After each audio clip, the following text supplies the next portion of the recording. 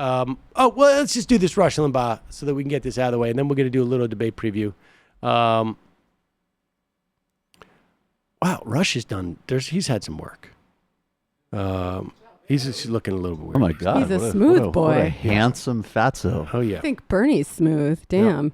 And here Wait, he is. excuse you. Now listen. How dare Whenever listen. This is important. Spirit matters. Whenever you're looking for someone to defend you from charges of racism, who better to defend you from charges of racism than Rush Limbaugh? That's great. And I'm not racist. Ask my friend Rush. Exactly. All that great Jesse Jackson mugshot material. Oh. He's obviously not racist. That's like me saying, I'm super patient. I never lose my cool. Ask my friend Sam Seder. That's right. That's right. There you go. And guess who's running these places? It's not just Baltimore. Go to any place. You know, there's certain things you're not supposed to say. You're not supposed to criticize anything the Democrats run. You're not supposed to criticize anything where minorities are involved because that's automatically labeled racist. But I want to tell you right up front, the president is not a racist. He didn't say anything racist. He didn't call anybody, he called Cummings a racist after Cummings reacted. But folks, look, Detroit, Flint, Los Angeles, San Francisco, massive homeless problems. Wherever you find this decadent decay. Pause it. Just so we just say, right. Flint, incidentally, is the city where white governors, white state officials poisoned thousands of children, giving them future neurological problems that they'll never be able to recover from because of a combination of their desire to save money and their refusal to listen to the people, like a fundamentally anti-democratic move. So Flint, very hard to say. The mayor had no control, incidentally, I would add. No. And the notion of deindustrialization being a function of democratic policies in these specific cities is absurd. It's just absurd. San Francisco, massive homeless problems. Wherever you find this decadent decay, you're going to... It's a bit redundant, but whatever. Decadent decay? Find Democrats having run the operation, or the city, the state, whatever it is, the county, for decades. I'll remind you, I mean, what a load of hogwash this is. The idea that Democrats create homelessness, let's say, as opposed to just don't arrest people for being homeless.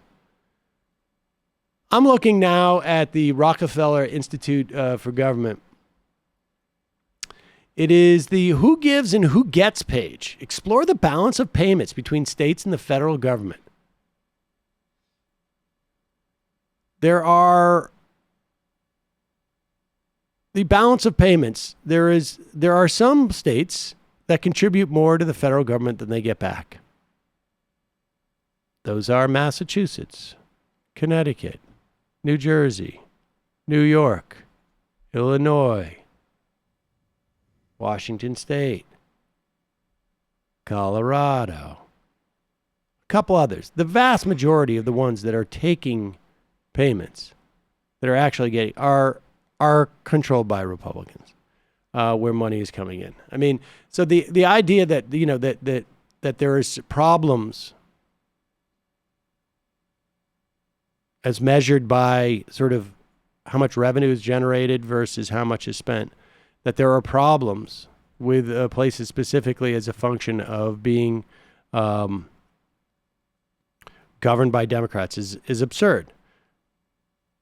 There are urban environments that we have that have been systemically denied or have no political power, and they've been systemically denied the support structures that wealthier places have. Bottom line. Poverty has been allowed to fester. It has been enhanced by racist policies going back decades in terms of housing, in terms of jobs. And these are severe problems in some of these cities. Also exists in rural areas. It's just that you have fewer people there. Yeah, that's exactly right. But you see also a parallel, and it's fascinating because, I mean, obviously now we're in a major upsurge back thanks to certain people in the IDW of racism and IQ stuff. But if you properly understand Charles Murray, more broadly than just the racism, he's trying to be the public intellectual that justifies class stratification.